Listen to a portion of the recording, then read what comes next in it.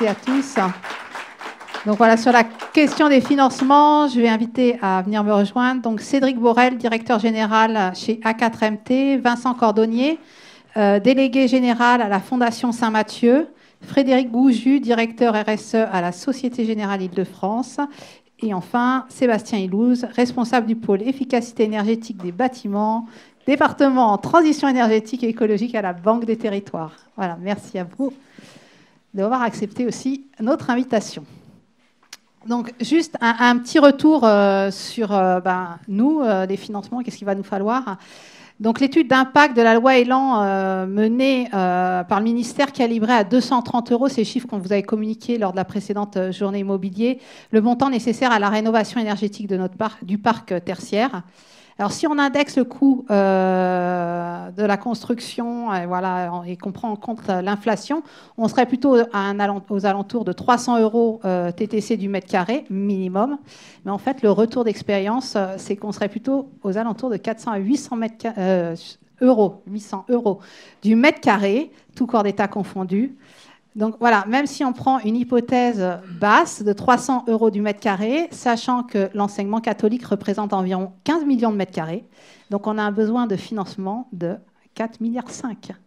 Donc voilà, sachant que les investissements sont portés principalement par nos familles. Donc voilà, on est vraiment confronté à un dilemme. Donc voilà, il est vraiment primordial, je pense, pour nous, d'obtenir d'autres sources de financement pour nous permettre, et oui, à nous aussi, de relever ce défi de la rénovation énergétique. Donc, je ne vais pas rappeler les financements classiques que vous connaissez au sein des OGEC. Je pense notamment aux subventions d'investissement loi Fallou, loi Astier, que vous pouvez obtenir des conseils généraux et régionaux. On a entendu Emmanuel Macron lancer un plan de la rénovation énergétique.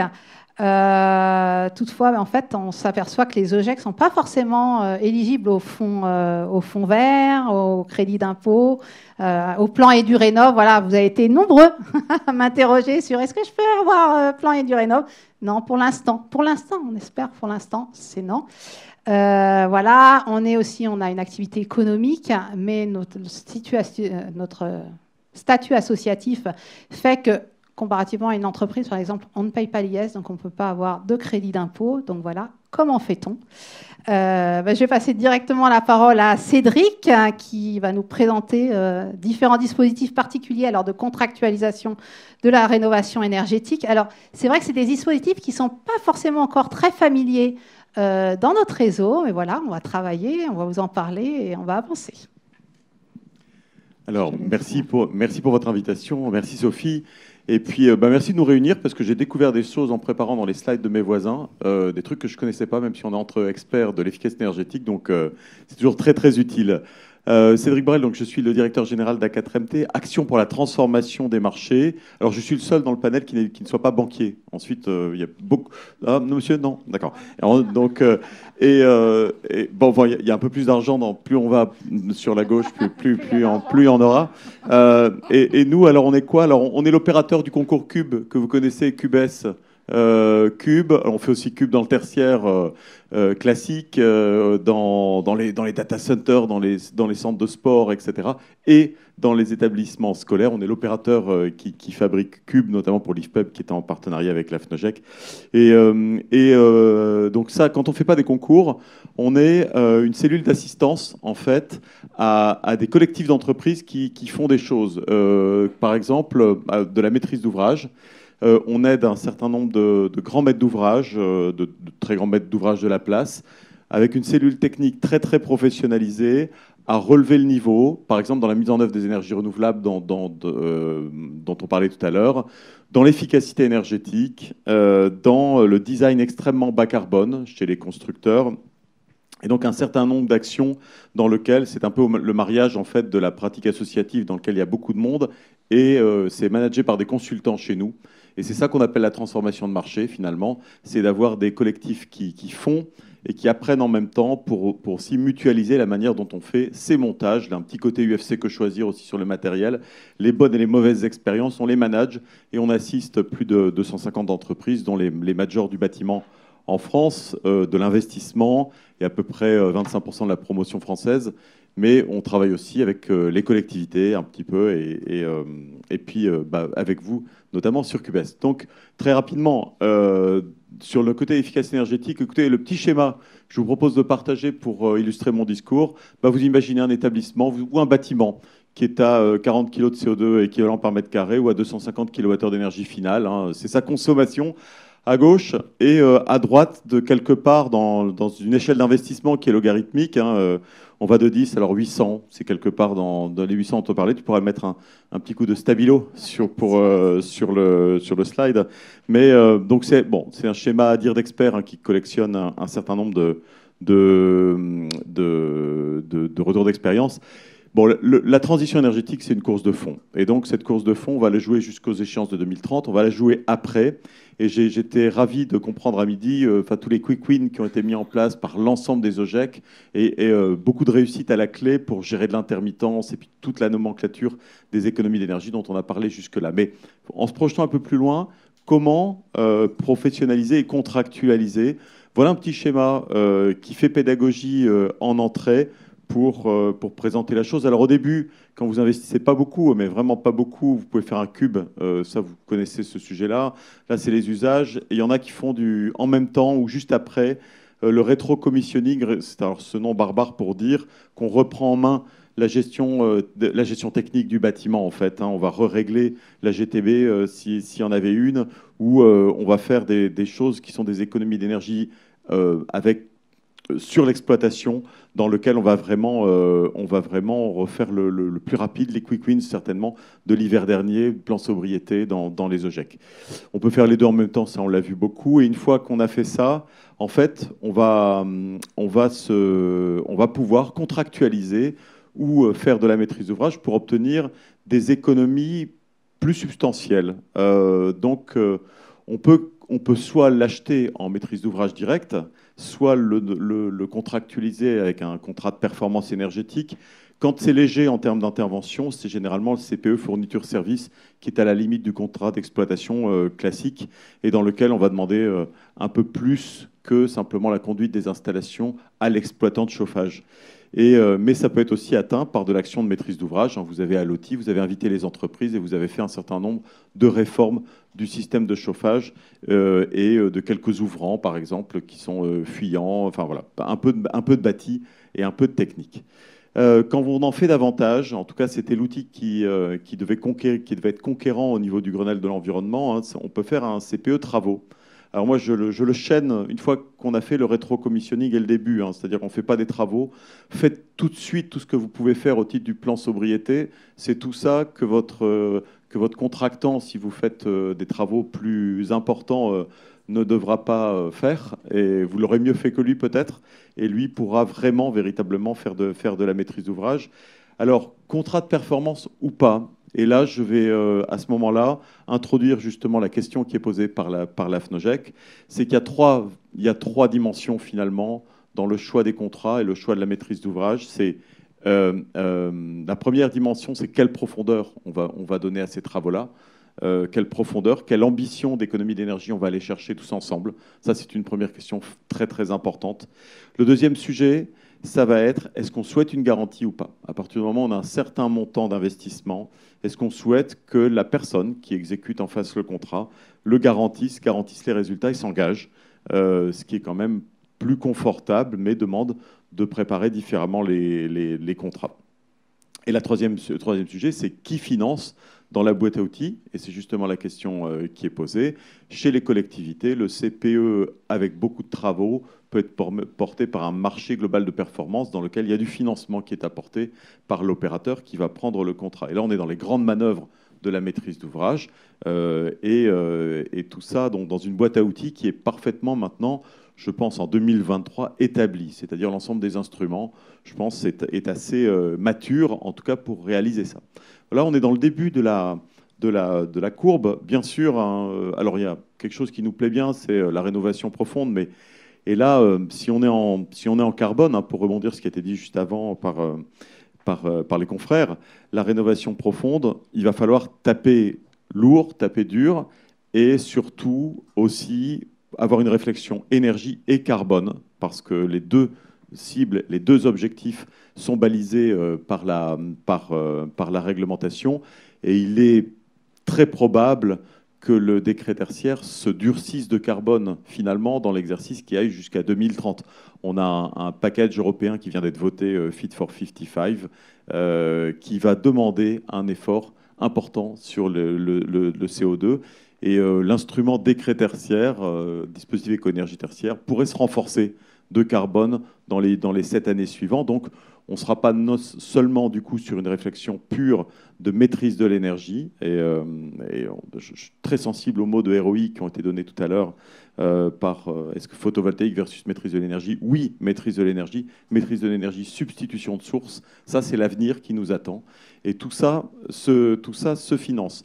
Alors, il y a une dernière flèche que je mets, c'est une fois qu'on a fait la moitié du chemin, comment fait-on la suite entre ce qu'on peut capitaliser tout de suite? Alors, on n'a pas nous. Alors, pardon, excusez-moi. Un autre développement, c'est qu'à gauche du schéma, en fait, vous pouvez travailler dans du ROI énergétique. Jusque-là, vous pouvez investir. Puisqu'on investit peu, mais qu'on est vraiment dans les quick wins ou dans les choses faciles, généralement, les gens demandent une rationalité énergétique aux travaux qui sont embarqués. Et on peut avoir des dispositifs de mesure et vérification de la performance. Si on souhaite justement ne pas financer, dans cette partie-là de la chose, on peut contractualiser assez facilement de la performance et on est dans une rationalité énergie. À droite du schéma, on est dans une rationalité immobilière. Alors, on est allé exprès mettre ça au-dessus des 2000 euros d'intervention par mètre carré parce qu'on est dans la grosse rénovation d'un bâtiment que vous voyez avenue de la Grande Armée, dans lequel on fait une rénovation tertiaire. Ce ne sera pas le cas du parc des établissements catholiques, mais on est dans une rationalité où c'est finalement l'immobilier qui va payer l'efficacité énergétique puisqu'on va relouer ça derrière et il va y avoir un bilan de sortie beaucoup plus favorable. Donc techniquement, la rénovation profonde, ça marche. Et là, autant aller directement au bilan CO2, à l'énergie et bien sûr une rationalité immobilière. Et la question qui se posera, c'est pour ceux qui ont fait des CPE qui nous amènent dans la zone du milieu dans lequel on intervient pour faire de la maîtrise d'ouvrage. Généralement, les maîtres d'ouvrage publics font un petit peu de CPE sur la première partie du programme avec 15 millions, 20 millions qui vont être du CPE. Et puis le reste, ça va être de l'accessibilité, de l'architecture, enfin des interventions très classiques sur le bâti que vous faites tous chez vous. Et la question, c'est une fois qu'on a fait ce CPE, comment est-ce qu'on va directement faire la deuxième partie? Donc la deuxième partie avec la flèche rouge, comment est-ce qu'on va aller un peu plus loin pour rénover vers le bas carbone? Alors l'intracting, mon voisin Sébastien vous dira que c'est une économie qu'on capitalise, mais il vous dira ça mieux que moi et avec les instruments de la Caisse des dépôts. Finalement, c'est une rationalité qui fait que quand on suit ces économies, on peut imaginer les capitaliser pour que ça serve les travaux futurs. Et dans ce tableau, il y a toujours ces trois questions fondamentales de ce qu'on peut, de ce qu'on veut et de ce qu'on peut financer qui fait le lit de fond en fait, de cette progression. Donc voilà ce petit tableau que je souhaitais brosser. Nous, à 4MT, on a des opérations collectives dans lesquelles on aide justement les maîtres d'ouvrage à sélectionner les bons instruments en fonction de leur parc, de leur capacité financière et de l'envie de faire, à la profondeur qu'on souhaite mettre aux travaux et la demande qu'on en fait.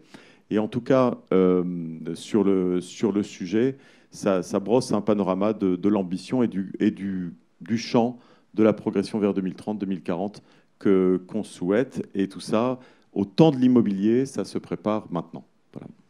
Donc merci Cédric pour ce panorama. De toute façon, on aura l'occasion d'en reparler dans le cadre d'un autre partenariat, celui avec la Mutuelle Saint-Christophe. Il va être prévu qu'on ait des accompagnements aussi d'A4MT pour justement mieux maîtriser cette contractualisation de la rénovation énergétique et mieux comprendre un peu ces dispositifs, CPE fourniture, CPE travaux. C'est vrai qu'on n'est pas très familier, pour en avoir parlé avec certains d'entre vous, à cette contractualisation.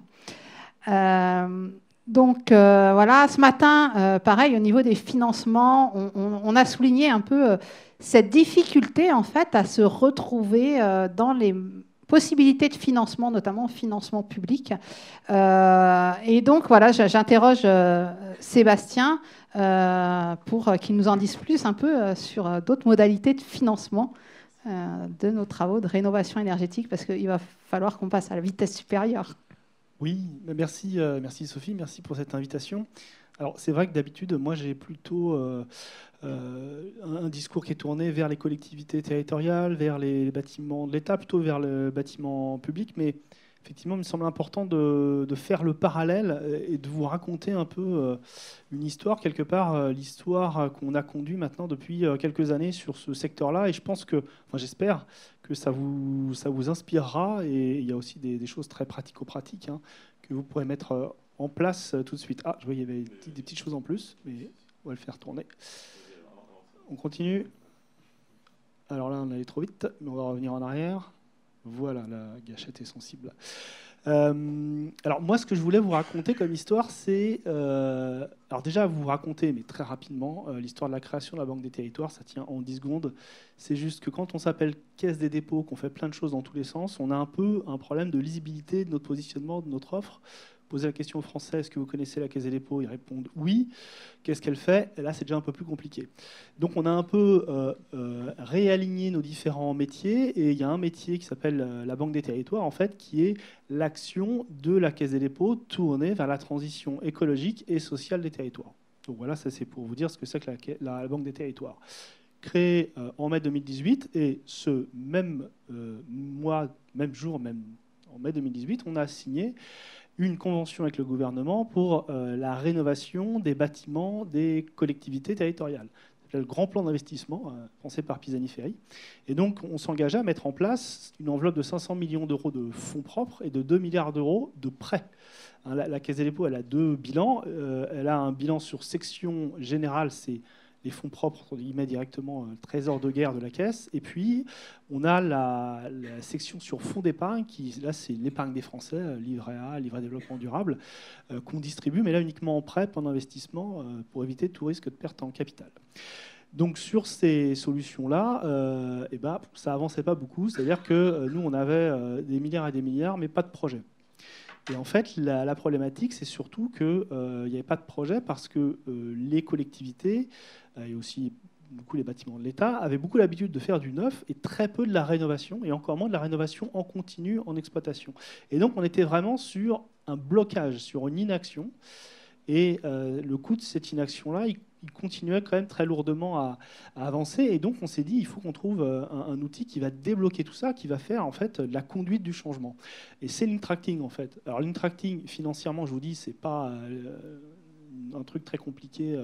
C'est uniquement de dire, vous avez des travaux au temps de retour inférieur à 13 ans, vous nous indiquez quels sont ces travaux, et nous, on va vous faire confiance et on va mettre sur la table, au début on mettait 50%, maintenant on met 100% du montant à financer, pour dire que l'Intracting, c'est Internal Contracting, qui est quelque chose qui venait de l'Allemagne, de Stuttgart, c'est l'engagement entre un service technique et une direction financière. Le service technique s'engage à faire des travaux et à faire des économies d'énergie. Et en contrepartie, le service financier met à disposition l'enveloppe. Il fallait mettre un petit peu d'huile dans les rouages, donc on a mis ça en place. 2018, 2019, 2020, 2022, là, ça a commencé à prendre des grands volumes puisqu'on a mis plus de 290 millions d'euros sur la table. 2023, on va être à peu près autant, en réalité un petit peu plus. Et donc, ça a démarré. Mais ça, c'est les temps de retour courts.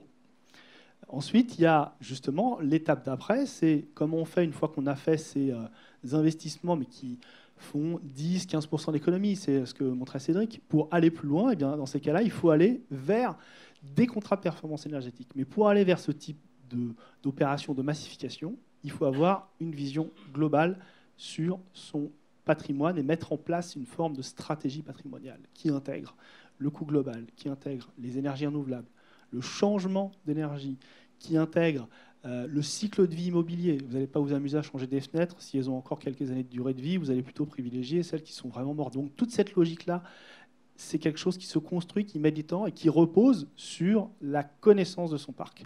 Et on s'est aperçu que les collectivités connaissaient très mal leur parc, connaissaient mal leur surface, connaissaient mal leur consommation. Alors certes, ils payent des factures, Des fois, c'était les factures des voisins, des fois, c'est les voisins qui payaient leurs factures. Bon, le truc n'était pas très clair. Et donc, ça a commencé déjà par mettre en place ce parcours de la rénovation pour expliquer et faire comprendre aux élus que rénover du patrimoine, c'est long, c'est compliqué, ça met du temps, il y a une stratégie, c'est pas comme, je dirais, faire réparer sa voiture. Donc la première étape, c'est vraiment de sensibiliser, connaître l'importance sur le sujet. Bon là, nous, on a mis un petit outil, alors il est ouvert, mon comparateur énergétique, c'est grosso modo, vous y allez, vous saisissez vos surfaces, vous dites si vous êtes une école, si vous êtes un gymnase, enfin voilà ce que vous êtes, et puis on va vous dire, en moyenne, dans le parc français, voilà à quoi correspondent les consommations moyennes. Et donc ça vous permet de vous positionner, mais c'est surtout de vous dire, ah ben, en fait, j'ai une facture énergétique qui est quand même sensiblement importante, qui pourrait sensiblement réduire.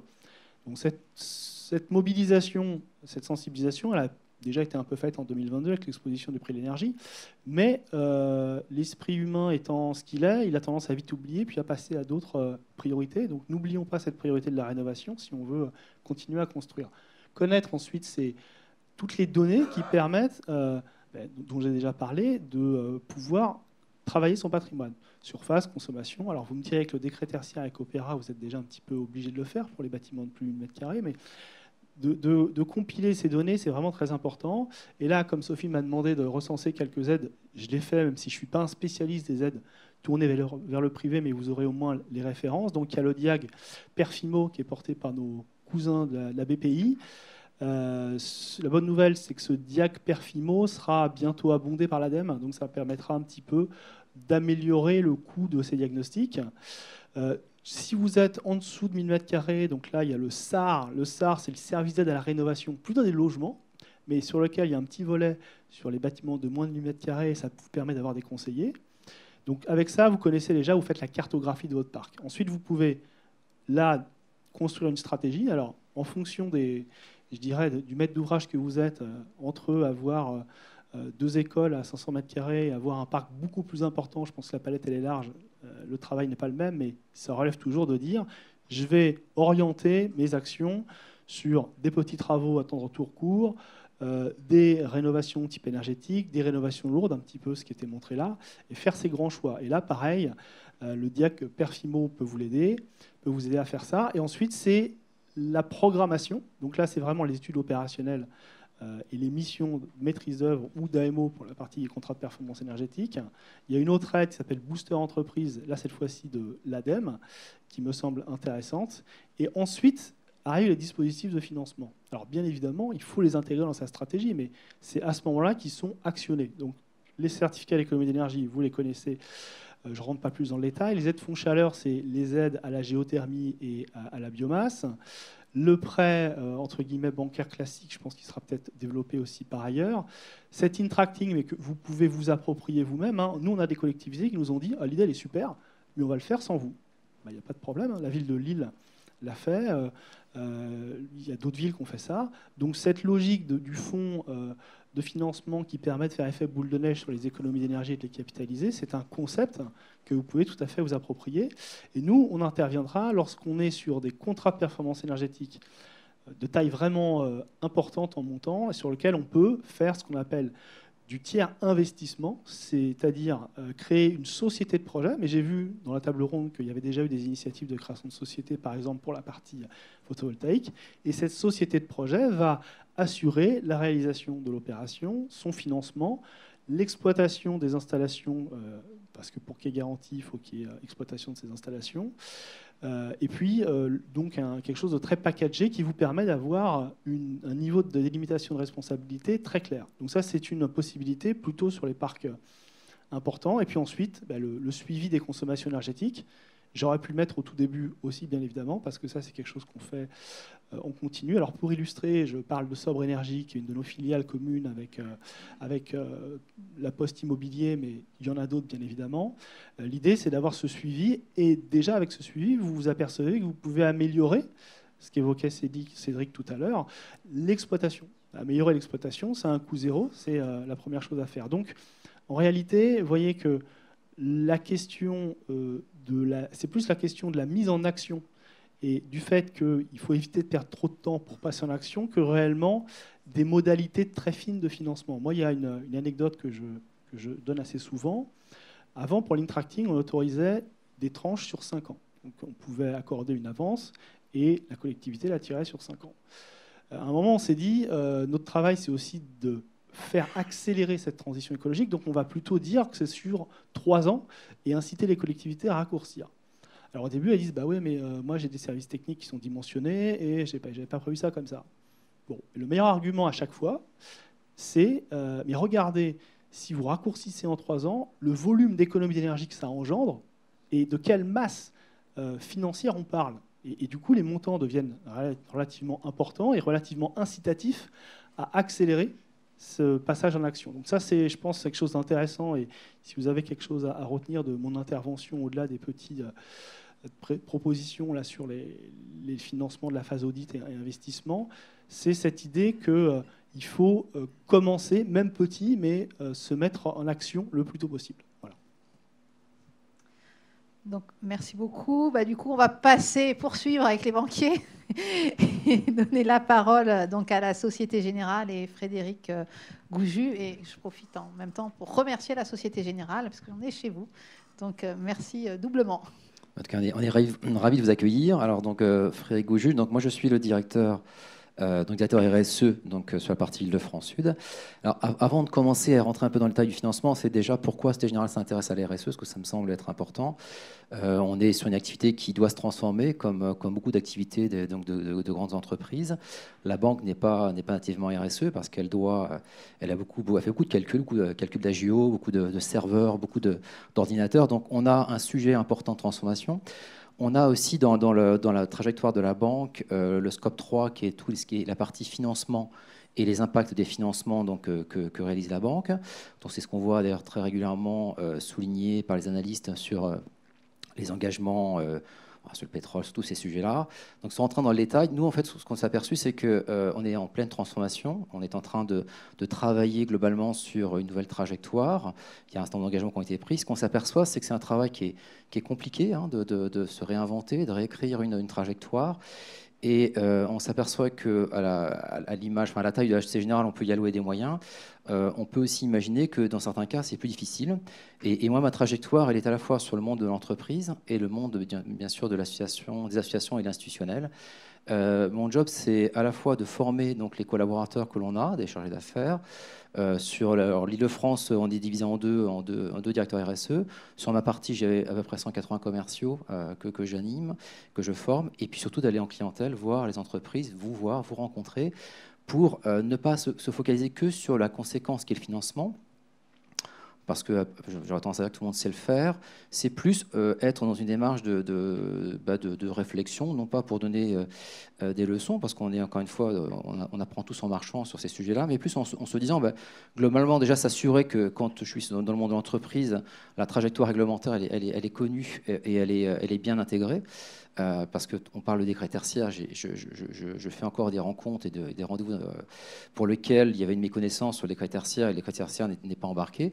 Donc c'est ce premier sujet-là qui nous importe, c'est d'échanger et on a essayé après je le dis souvent quand je suis en rendez-vous, c'est peut-être la première fois qu'on vient pour ne pas vendre des produits, on essaie en fait après de voir comment la banque peut, au travers de partenariats, accompagner pour que l'entreprise, l'institutionnel, l'association structure sa démarche pour, encore une fois, aller vers une neutralité carbone, vers le respect d'un reporting quand c'est l'entreprise, vers tous ces sujets qui sont très importants, vers aussi la partie donc, de l'énergie et la partie donc, du décret tertiaire et la partie donc, des panneaux photovoltaïques ou des ombrières quand c'est le cas. Donc, je vous ai mis quelques points. Encore une fois, je crois que le financement est la conséquence d'une trajectoire, comme je viens de le dire.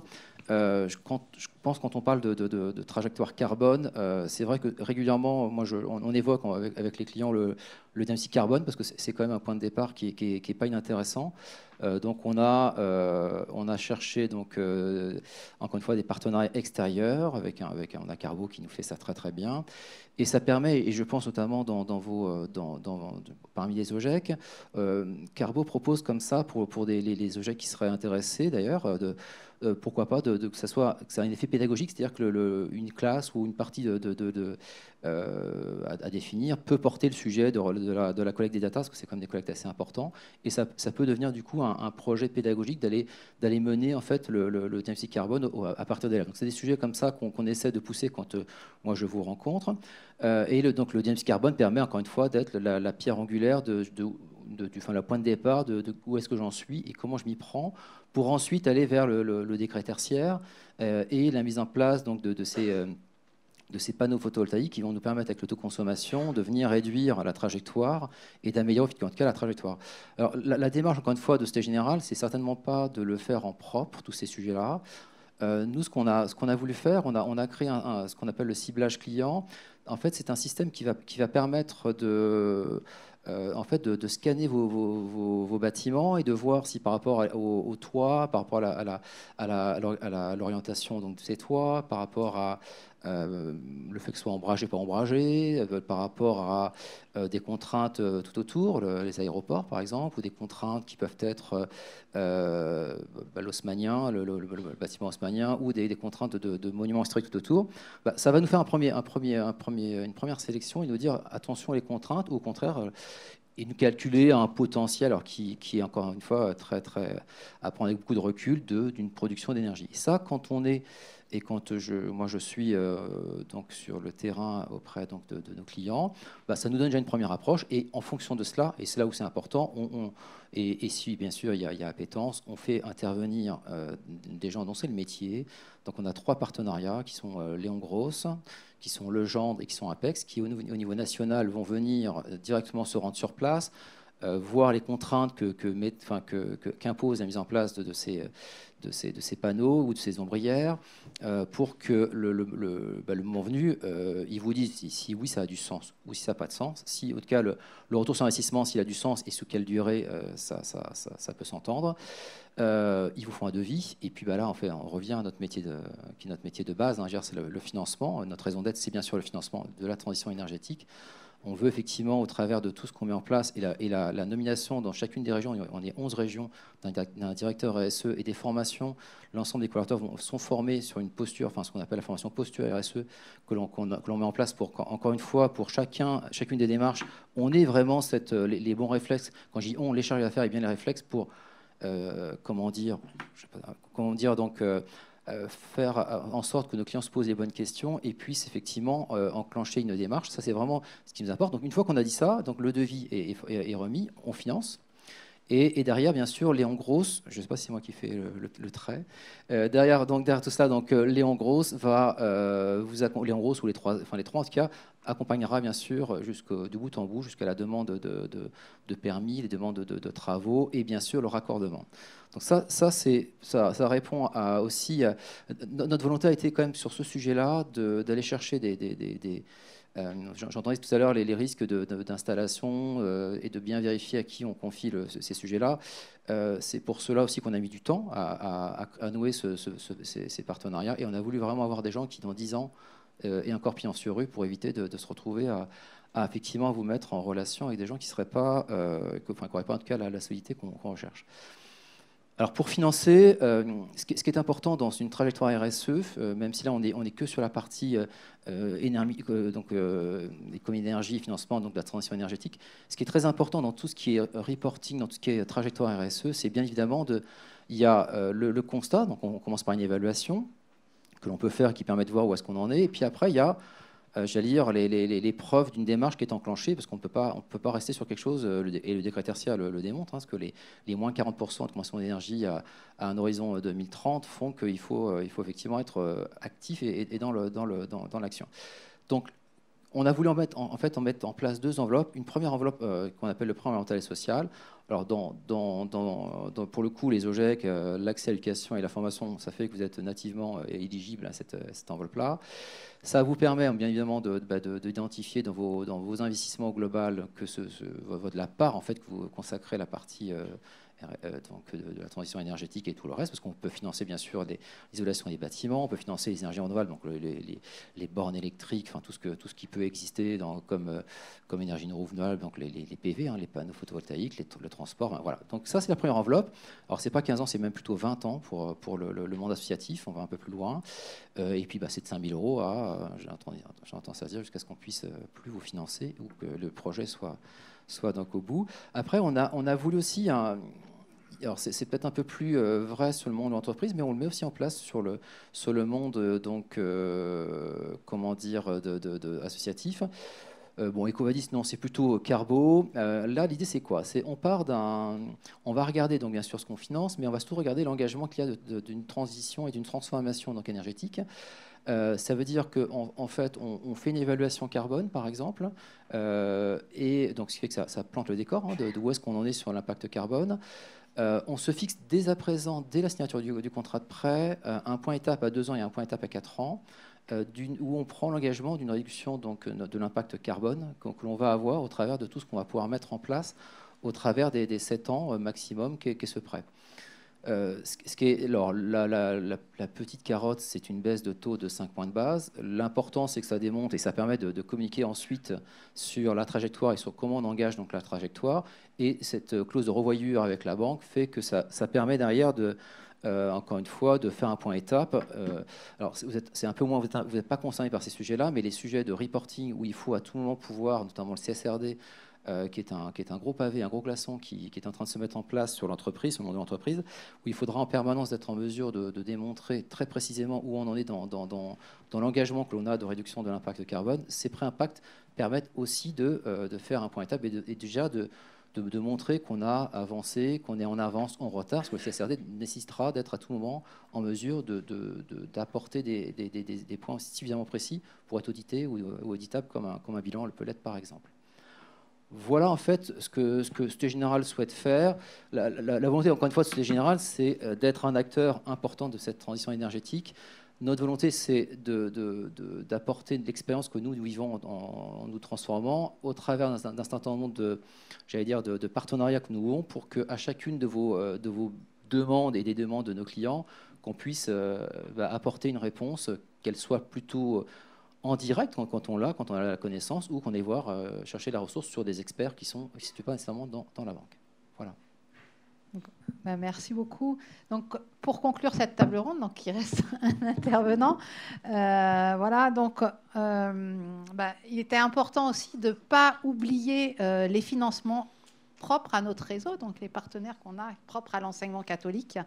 Et donc, je vais laisser la parole à la Fondation Saint-Mathieu. On en a entendu parler ce matin. Voilà, ils accompagnent au financement du concours CUBES, etc.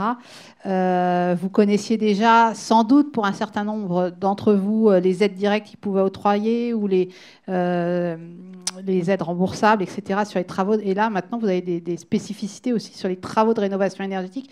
Vous essayez aussi de nous accompagner de façon très ciblée aussi sur cette rénovation.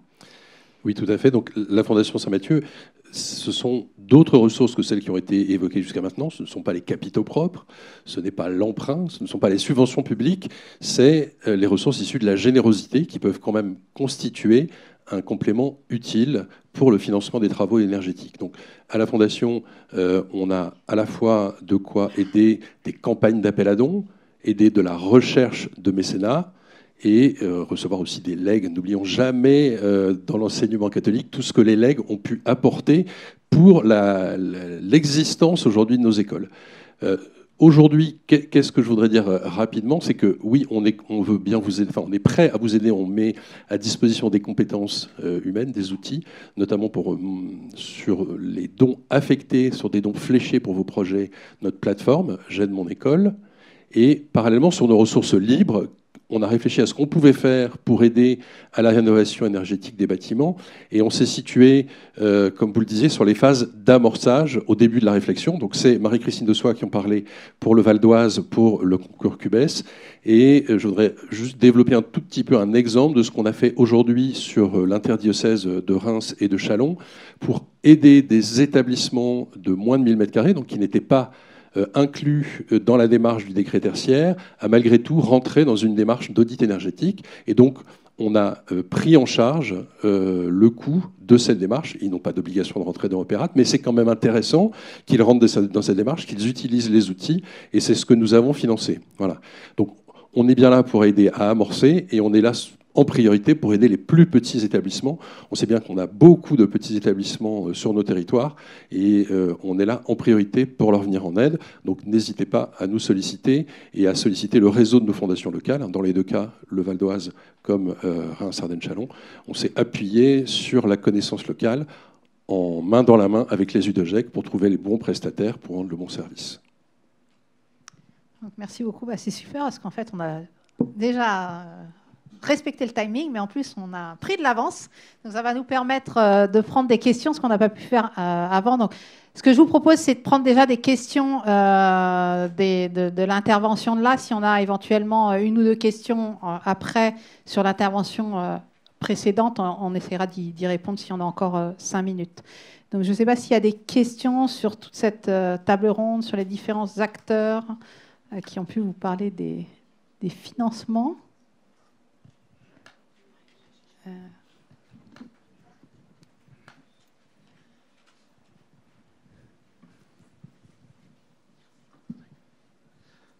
Mis à part la fondation, il y a un certain nombre d'établissements, s'ils n'ont pas d'une subvention, je parle bien du, voilà, ou un mécénat, ils ne sont pas en capacité, en effet, ni d'amorcer une étude, et encore moins de financer, même s'ils en ont la volonté, des jolies photos, des panneaux photovoltaïques pour leur établissement, pour montrer la bonne démarche qu'ils veulent faire en cohérence avec la ODOT aussi.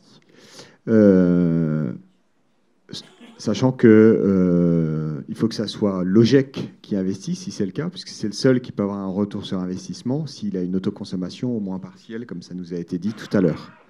Dans ce que je comprends, je m'adresse plutôt à nos amis banquiers. À chaque fois, ce que vous nous présentez, en fait, c'est un accompagnement technique, on va dire, au départ, en tout cas, ou de mise en relation. Et puis après, un financement. Mais il n'y a pas obligatoirement une recherche de financement sans retour, quoi. Mais un financement type prêt. Voilà.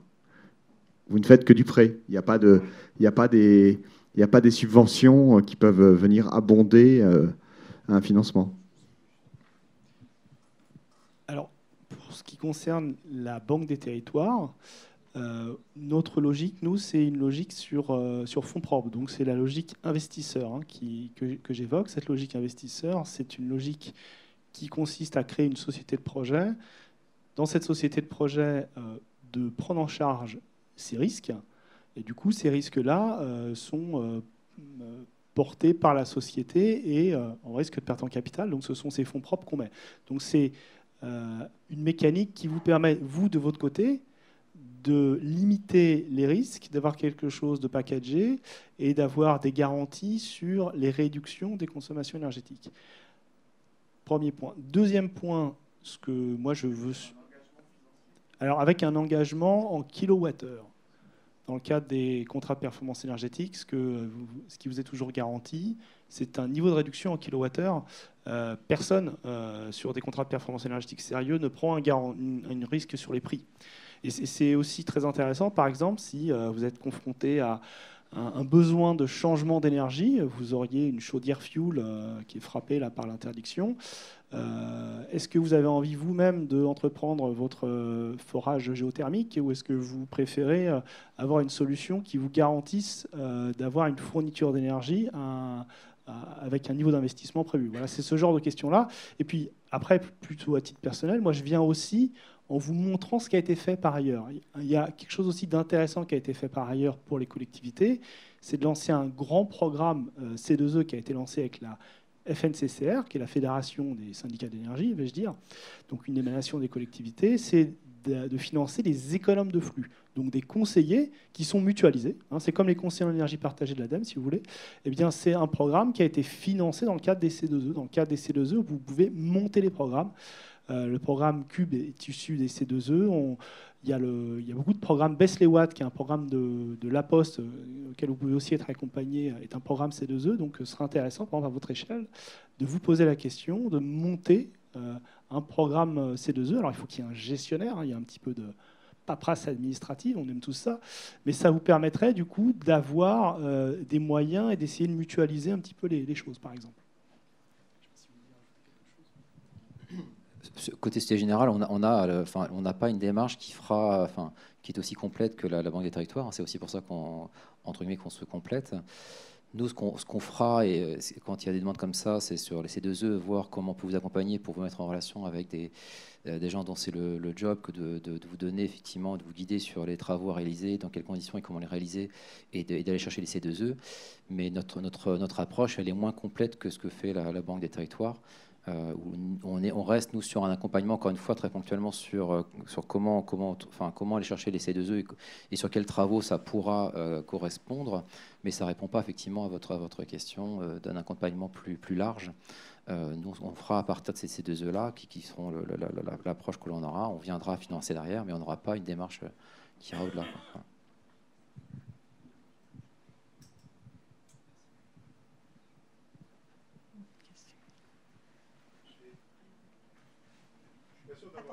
Attendez, on va vous donner le micro, comme ça tout le monde pourra vous entendre. Merci. Frédéric Lucien, du DOGEC Centre Val-de-Loire. La Banque des Territoires est prête à prendre un risque investisseur avec des OGEC? Si je n'ai pas compris. Prendre un risque, oui, c'est notre métier là-dessus. Donc, c'est un risque qui sera effectivement mesuré, mais c'est l'idée, en fait. Il y a un des exemples que j'ai cité, on n'a pas développé, mais avec la Cité internationale universitaire de Paris, on a mis en place, c'est juste après, on a mis en place un contrat de performance énergétique. Donc la Cité internationale universitaire de Paris, c'est une structure de droit privé, hein. C'est pas du public. On a mis en place un contrat de performance énergétique sur lequel il y avait un montant d'investissement, alors on était dans la fourchette basse, hein, quand même, de 3 millions d'euros. C'est pour ça que je dis que c'est quand même pour les gros projets. Et avec Engie, qui était l'opérateur, on a monté une société de projet pour pouvoir répondre à ce besoin-là. Et donc, du coup, ça permet d'avoir une solution packagée du point de vue du maître d'ouvrage. Et donc, c'est quelque chose qui peut être reproductible. Après, je ne vais pas vendre des choses qui ne seraient pas adaptées. Pour les petits projets, ça l'est moins. Donc, pour les petits projets, la solution, c'est de se tourner. On développe beaucoup de partenariats, mais un petit peu à l'image de ce qui était proposé au niveau de la Société Générale, avec des opérateurs et des solutions que j'appelle le tiers financement. Et du coup, c'est l'opérateur qui vous met en place le système. Et ensuite, il y a quelque chose d'un petit peu pré-programmé pour le financement, un peu simplifié, qui permet facilement de jouer les interfaces. Merci.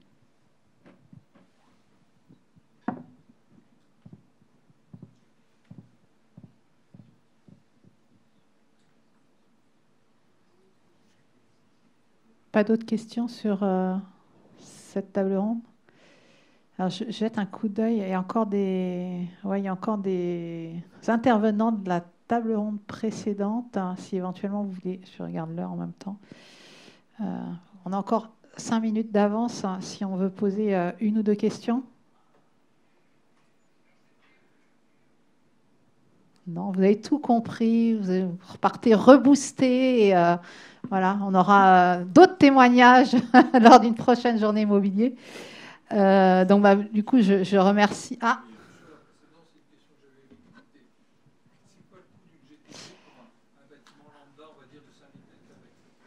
Je vais donner la parole à votre voisine, vous voyez, qui est intervenue sur la GTB ce matin, qui aura peut-être plus d'éléments que moi. Alors, sur un bâtiment de 5000 m², j'aurais du mal à répondre parce qu'en fait, tout dépend de ce qu'on vient mettre à l'intérieur. Donc, on n'a pas, c'est pas un coût au mètre carré parce que tout dépend si on veut faire quelque chose de très sobre, très simple ou très compliqué.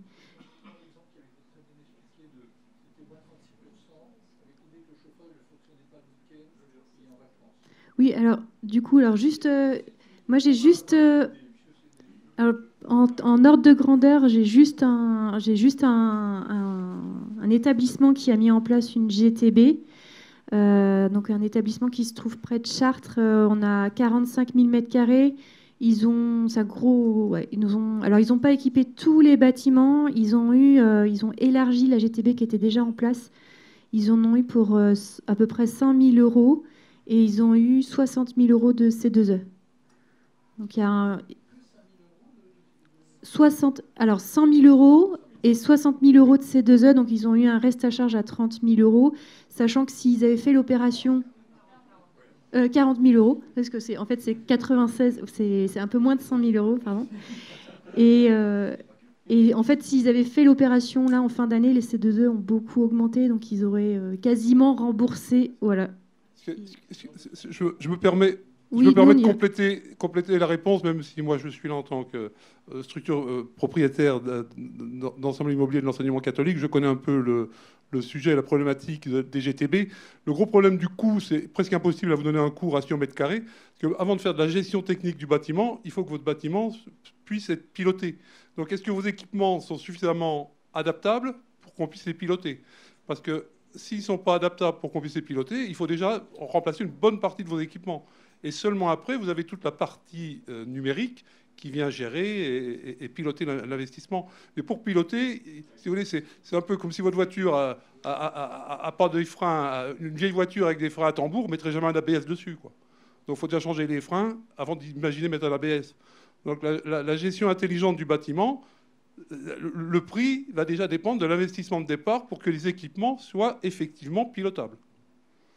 Alors après, effectivement, il y a énormément de numérique. C'est pour ça que ce matin, il y a eu beaucoup d'informations parce qu'il y a des programmes très compliqués. Et effectivement, s'il n'y a pas un mainteneur, quelqu'un qui suit l'installation... Alors, l'exemple de La Roche-sur-Yon était très intéressant parce que je pense que comme ils ont un pôle technique, ils ont effectivement des agents techniques compétents et ils ont pris en main leur installation et ils la maîtrisent et ils la gèrent. Mais autrement, c'est quasiment impossible à faire en interne. Il faut avoir absolument un exploitant... Pardon ? Il faut malgré tout, ils ont une société de maintenance, malgré tout. Voilà.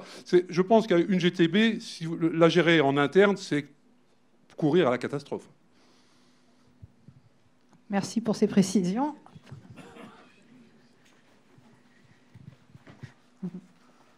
Du coup, je reviens juste du coup pour conclure.